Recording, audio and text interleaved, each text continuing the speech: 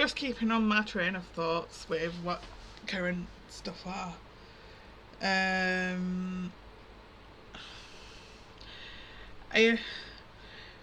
We talk about the systematic failings, obviously, before, and we talk about the point of the whistleblower and RTV and how it's highlighted the delays.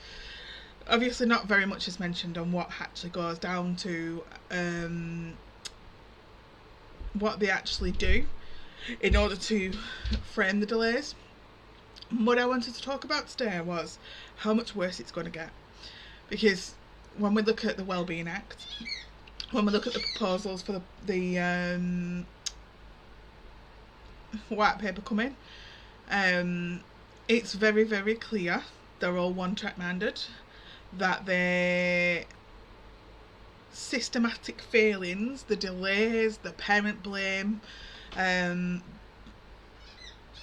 fee accusations, all that kind of stuff is just going to be made a lot easier for professionals to do. What the system's failing to do is support parents and families. And sorry about the squeaking, the dog's decided it's time to squeak ball.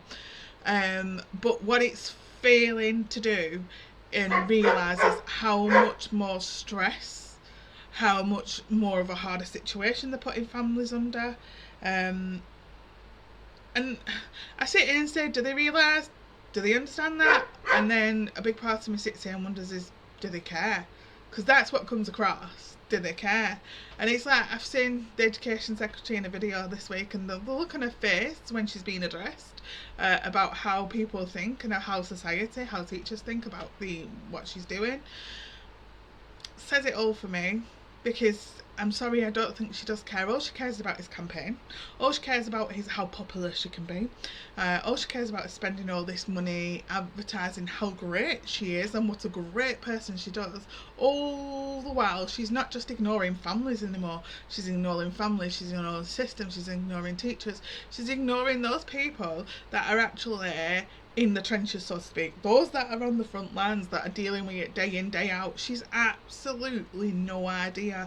Yet we continue to press on with these changes from people that have absolutely no idea. You know, perhaps instead of just having a conversation and ignoring us, perhaps we get an education committee under the government together that is living in the trenches, you know, that's made up of all those people that are trying to do their best for SEN, trying to push forward, and families. And I get why we don't end up in those systems and those jobs, because we don't want to be corrupt. We don't want to sit there, and we don't want to be blindsided, and we don't want to be forced to have different opinions to what we do. We certainly don't want to end up being gaslighted and bullied into having different opinions, and that is one of the things that I sadly see quite a lot, is when organisations, society, groups of people start working with the government, how subtly and slowly it changes their agenda. So they might go into it wanting to help people and do the best, but eventually, slowly over time, it's like they're brainwashed into the opposite, to be quite honest with you. And it's a tough one, because if you don't work amicably with people and you're accused of being aggressive, and that then makes it more of a challenge to be able to sit and fight. It's like the way I do my advocacy. I try and work with the people to gain what we know best. I'm not on the side of the local authority. I don't bend to what the local authority wants, but what I don't do is go in and act all defensive or argumentative in meetings. What I do, I'll go in and I'll listen. I give people a chance to voice their opinion. I give people a chance to talk. I don't overtalk people. I don't shut people down. And I don't call people out for actions, yeah? I might call the local authority out as an organisation and a system, but I don't call individual people out, and I think that's the difference. And I question rather than accuse. Asking questions, to people rather than making an accusation goes down far better, and it's far easier to hold them account to it as well, and it's harder for them to shut you down because you're not being aggressive and argumentative or accusing them of anything.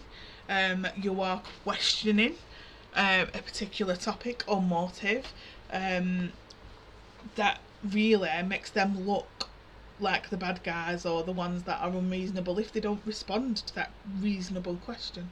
And that's what it's all about, isn't it? It's about coming across reasonable, trying to stay as calm as possible. And I get when it's your own kids, because I actually even struggle when it's my own.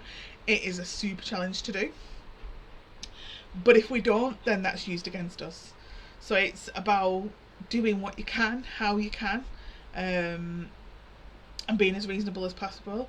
And I just think the way that the Education Secretary is going around like that shows the opposite of that, the complete ignorance to the whole system. Not even, like I said, not even just families anymore, but the whole system, the teachers.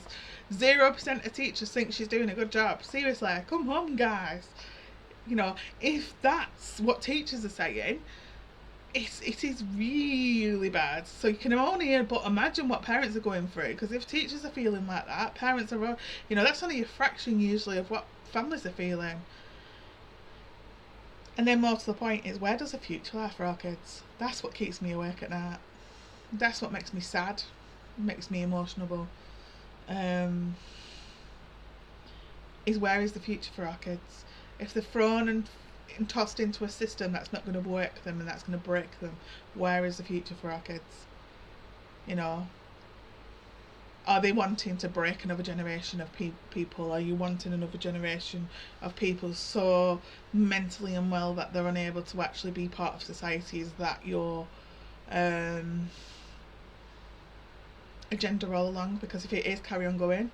But if you want a society that's actually strong, well put together, championing themselves and working and showing the world what we can be as a society, then you really, really need to rethink and very quickly what it is what you're doing.